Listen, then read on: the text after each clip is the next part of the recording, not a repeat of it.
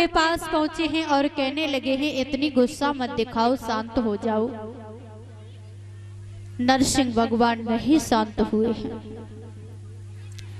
जब नहीं शांत हुए हैं तो ब्रह्मा जी लक्ष्मी जी के पास पहुंचे हैं और ब्रह्मा जी लक्ष्मी जी से कहने लगे हैं कि इन्हें शांत करने के लिए कुछ उपाय कीजिए।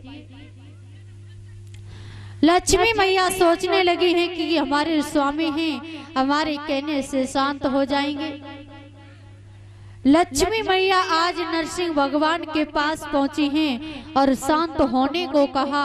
नरसिंह भगवान ने कह दिया मैं तुम्हें पहचानता भी नहीं कि तुम कौन हो।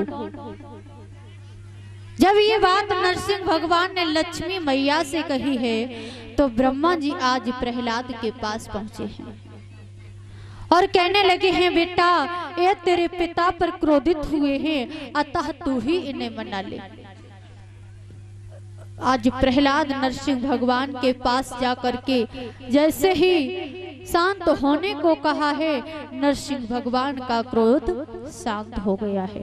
बोलिए नरसिंह भगवान की।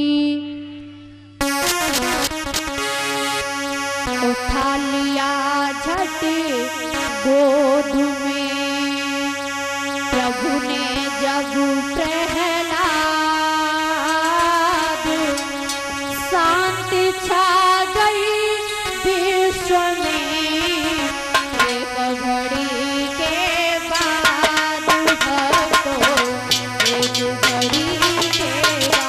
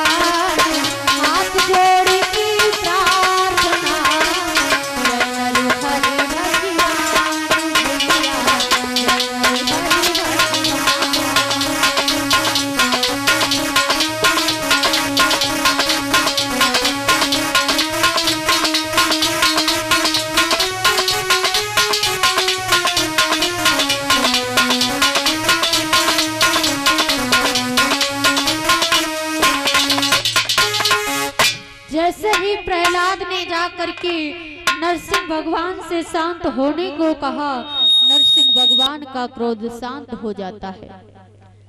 नरसिंह भगवान आज प्रहलाद से कहने लगे बेटा मैं तुझसे बड़ा खुश हूं, तू हमसे कुछ वरदान मांग ले। प्रहलाद कहने लगे हैं प्रभु आपने एक राक्षस वंश के बालक की रक्षा की है, सो मैं अपने को बड़ा सौभाग्यशाली समझता हूँ। हे प्रभु इससे बढ़ करके मुझे और क्या मिल सकता है। जब ये बात कही है परीक्षित महाराज तो नरसिंह भगवान ने प्रहलाद से कहा है बेटा तुम अपने पिता के राज्य सिंहासन पर बैठ करके राज्य करो। उसी समय भक्तों प्रहलाद ने अपने पिता हिरण्यकशिप का दाह संस्कार किया है। दाह संस्कार करने के बाद स्नान आदि करके नरसिंह भगवान ने प्रहलाद को स्वयं राजगद्दी पर बैठा करके स्वयं तिलक किया है। बोलिए नरसिंह भगवान की, वृंदावन बिहारी लाल की। सुखदेव जी वर्णन करते हैं हे राजन परीक्षित, एक समय भगवान शंकर जी समाधि लगाए हुए थे। उसी समय भक्तों दक्ष प्रजापति आए हैं। ब्रह्मा विष्णु ने दक्ष को नमस्कार किया है परीक्षित महाराज, लेकिन भोले बाबा समाधि में लीन थे। वो नहीं जान पाए कि हमारे ससुर दक्ष जी यहाँ आए हुए हैं। जब नहीं जान पाए परीक्षित महाराज तो नमस्कार किसको करें। नमस्कार भोले बाबा ने दक्ष को नहीं कर पाया।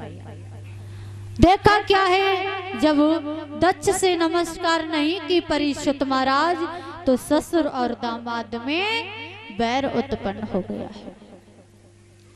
कैसा बैर उत्पन्न हुआ है, दक्ष ने बहुत बड़ा यज्ञ किया है, सारे देवी देवताओं को बुलाया है, लेकिन भोले बाबा के लिए निमंत्रण पत्रिका नहीं भेजी है। जब भोले बाबा के लिए निमंत्रण पत्रिका नहीं भेजी तो सती की सखियां सती से कहने लगी हैं, पिताजी ने यज्ञ किया है, क्या चलोगी नहीं? सती कहने लगी है, बहन पिताजी ने यज्ञ किया है तो जरूर चलूंगी।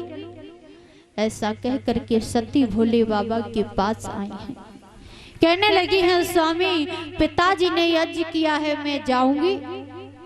भोले बाबा कहने लगे, सती बिना निमंत्रण के?